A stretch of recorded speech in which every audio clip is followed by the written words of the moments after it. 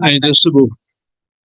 Attacks on artificial intelligence. Okay, so AI has emerged as a technology partner, technology leader for now. Okay, so everything is happening on AI. Okay, the company wants to automate a lot of things so that they can quickly complete their work. Okay, so there is no technology or no industry now. Okay, which is not looking to adopt to the artificial intelligence technology. Okay, to have the winning race. Okay, now anything in IT, or rather anything in the world, okay, will have the vulnerability. Nothing is devoid of the vulnerability in the world. Okay, moment something is practical, okay, there are attacks also.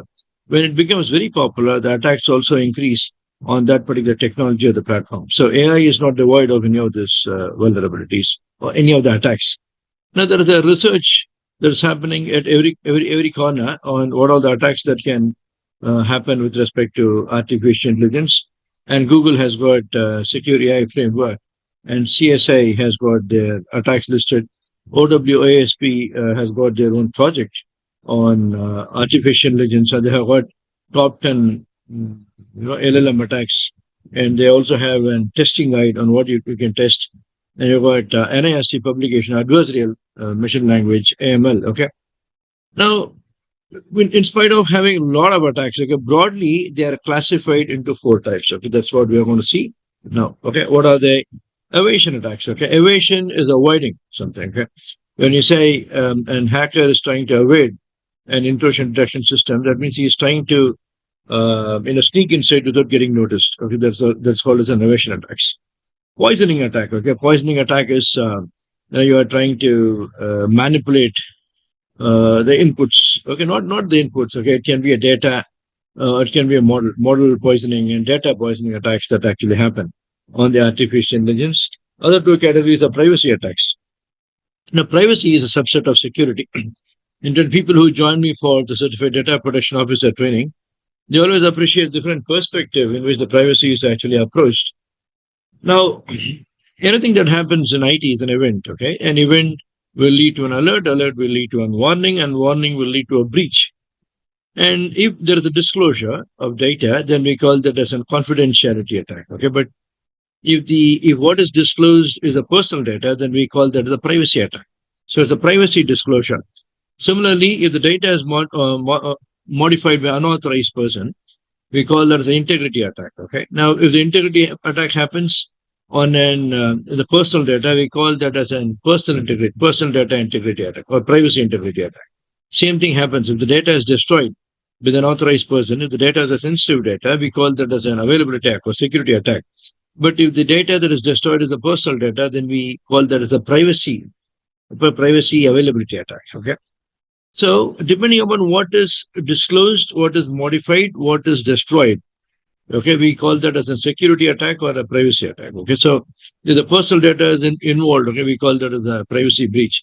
Obviously, okay, the part of the machine learning lifecycle, we also have the data, the training data, and the actual data to train the model before the deployment. Okay, so it's called the pre-processing pipeline two before the deployment to ensure that the output is as accurate as possible. Now, when the data that is involved in the training, okay, it could be a dummy personal data that is actually okay, okay, or like anonymized personal data. But moment the model works, model is deployed in the production, okay, it works on the actual data set. Okay, if there is an vulnerability with respect to any of the components, okay, it might lead to a privacy personal data disclosure. Now, the artificial intelligence is not devoid of the vulnerability. If you go to National Vulnerability Database of US, okay, and if you type artificial intelligence in the search, okay, this year, okay, until we are on September 2025, okay, we've got 10 vulnerabilities with respect to artificial intelligence. In total, there are 20. Okay, one was discovered so many years back. Okay, but recently, okay, the attacks on or the vulnerability that is discovered with AI, okay, is slowly increasing. Okay, now, this will definitely increase to a very great extent. So, we always need to keep an eye on the vulnerabilities on the artificial intelligence and associated risk. Okay, and the threat and the associated, yeah. So, the vulnerability, threat, probability, and then impact. Okay, so risk is equal to threat multiplied by vulnerability multiplied by the probability multiplied by the impact. Okay, according to the RMF. So we need to always ensure that, okay, if the data is private, it's much more complicated and dangerous if the personal data is getting leaked out, because you'll be bound by the regulatory companies like GDPR, okay, of UK, GDPR of EU, Saraya from Saudi Arabia, okay, PDPC, PDPR Malaysia, DPDP India, CCPA US. So every single country has got their own privacy laws now. Okay, Middle East is coming up with a privacy law in a big way. The Oman has got a privacy law. Okay, Qatar has got a privacy law. UAE obviously has a privacy law. So every country has got their own privacy laws. Okay, and if you're going to adopt to artificial intelligence technology, you definitely need to understand, okay, the attacks that are going to happen on the AIMS, artificial intelligence management system. Okay, or the complete implementation. If you are not going to, okay, have an idea about what the attacks that can actually happen, that means we are going to have a big hole for the attackers to commit. The last one is abuse attacks. Gen AI, okay, so it's like, you can produce an image of a person, okay, and then you can have a fake video, okay, and then in fact, if you ask me personally, you can produce a complete movie, okay, with the AI images of the actors. It can speak like them, it can act like them. Okay, what all the things that you want to do with that particular actor? Okay, the Gen AI can actually do it.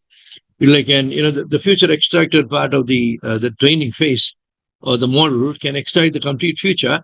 Okay, and you can reproduce it.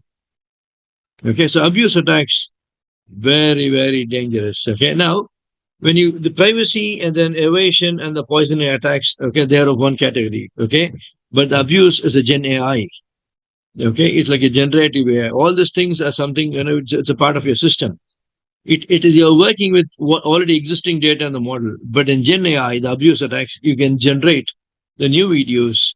Okay, so we need to be extremely careful with the abuse attacks.